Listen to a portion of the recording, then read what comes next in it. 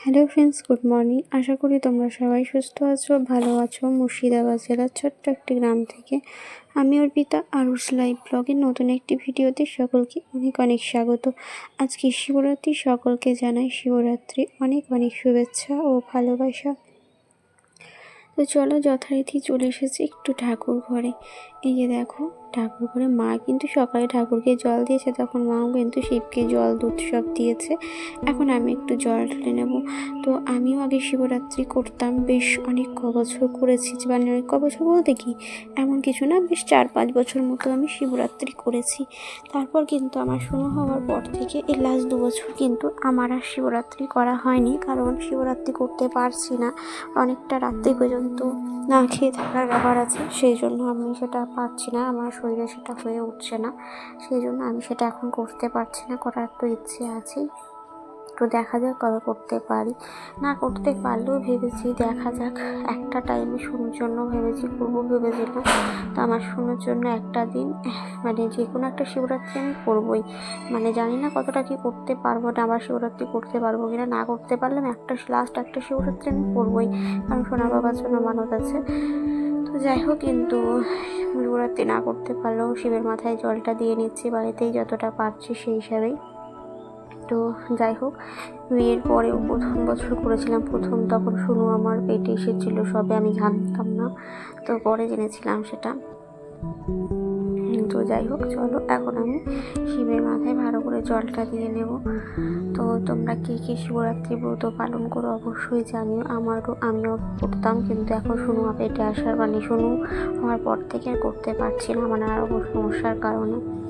তো যাই হোক, করতে তো ইচ্ছে করে, কিন্তু সেটা হয়ে উঠছে না 2 বছর থেকে। তো আবার দেখা যাক কবে করতে পারি।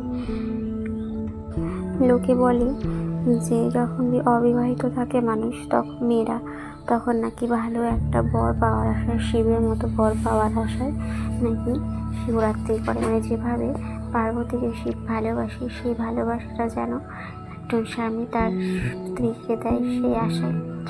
তো যাই হোক, সবাই তো করে, কিন্তু সবাই কি সেটা পায় বলো? অনেকেই করে, অনেকেই পায়, অনেকেই পায় না। তো সেটা যাই হোক, বাদ দাও। তো এখন কিন্তু আমি শিবের মাথায় জলটা ঢেলে নিচ্ছি। তো যারা আমার ভিডিও দেখছো অবশ্যই কিন্তু আমাকে জানাবে কে কে শিবরাত্রির ব্রত পালন করছো। আমার খুব ইচ্ছে করছিল যেন এবছর করার, কিন্তু দেখলাম যে না, পারবো না, কারণ অনেকটা রাত্রি পর্যন্ত এইভাবে না খেয়ে থাকা আমি পারবো না, শরীর খারাপ করতে শুরু করে দেবে, সেই জন্য হয়ে উঠল না। কিন্তু যদি দেখি যে পারছি বা কিছু, আবার আমি করতে শুরু করবো। না পারলেও জোর করে আমি ভেবেছি পরের বছর থেকে আমি করবো, যা হবে হবে। আর না হলেও একটা বছর আমি লাস্ট করবোই, কারণ সোনা বাবার জন্য মানত আছে।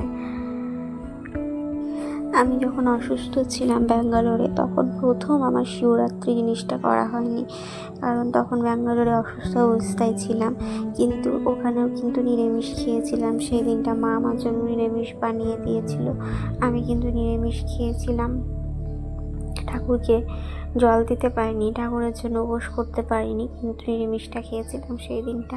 তো যাই হোক, নিজের এই পুজো আর্চা জিনিসটা, নিজের ভক্তি, নিজের একটা খুব পার্সোনাল একটা জায়গা, সেই জায়গার কথাটা কিছু নাই বা বললাম। আর সব কিছু ক্যামেরার সামনে হয়ে ওঠে না, তাই না বলো? আর ক্যামেরা নিয়েও সব কিছু করা যায় না।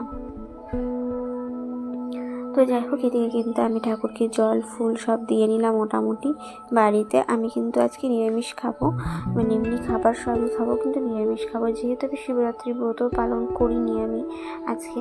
তো দেখা যাক, কোনো একটা বছর আবার শুরু করব।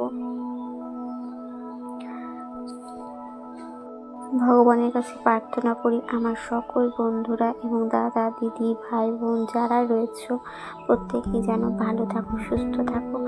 আর মানুষের মতো মানুষও যারা ছোট রয়েছে, তারা,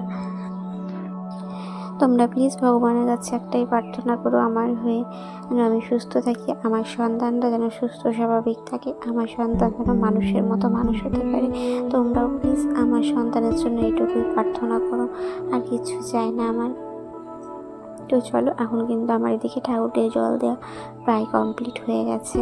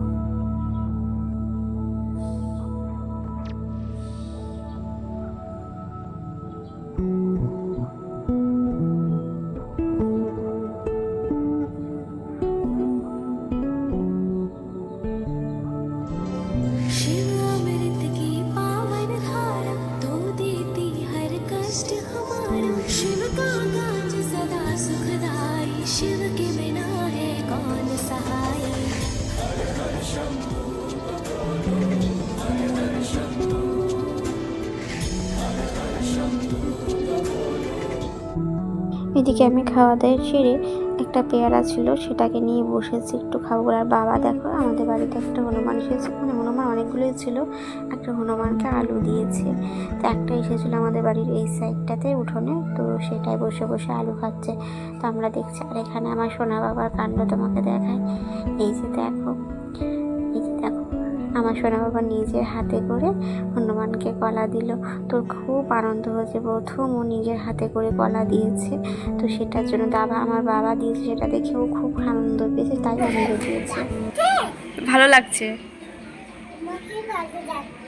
হ্যাঁ, সুন্দর লাগছে। সুন্দর লাগছে। তোমাকে কি লাগছে দেখি একবার, তোমাকে সুন্দর লাগছে এটা বললি না।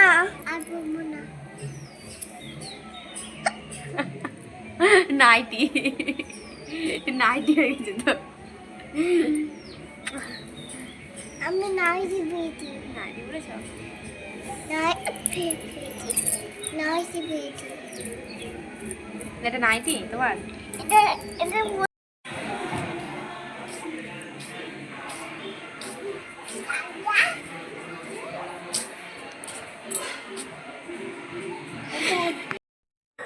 তো আজকে শিবরাত্রি আমাদের বাড়ির পিছন দিকে একটা শিব মন্দির না, শিবতলা রয়েছে, সেখানে একটা ঠাকুর হয় প্রত্যেক বছরই এইখানে। তো এখন পর্যন্ত ঠাকুর আসেনি, এখানে অনেক দেরিতে ঠাকুর আসে। তো অন্যান্য জায়গাতে অনেক জায়গাতে আমাদের গ্রামে কিন্তু অনেক বড় বড় মন্দির আছে, সেখানে অনেক অনুষ্ঠান হয়। সেখানে আমি আর গেলাম না এবছর, ইচ্ছে মানে আর যেতে ভালো লাগছিল না, নাহলে তোমাদেরকে দেখাতাম। তো এই যে দুই জায়গায় পাশাপাশি, এখানে কিন্তু এখনও ঠাকুর আসেনি। আর মায়েরও এখানে বানিয়েছে কিন্তু শাক আলুর পিঠে, তো সেটাই এখন খেয়ে নেবো। তো বন্ধুরা চলো আজকে এই ভিডিওটি এখানেই শেষ করছি। ভিডিওটি ভালো লেগে থাকলে লাইক কমেন্ট শেয়ার করে দিও। আমার চ্যানেলে নতুন হয়ে থাকলে অবশ্যই সাবস্ক্রাইব করে পাশে থেকো। সবাই সুস্থ থেকো, ভালো থেকো, দেখা হবে নেক্সট কোনো ভিডিওতে। ততক্ষণের জন্য টাটা, বাই।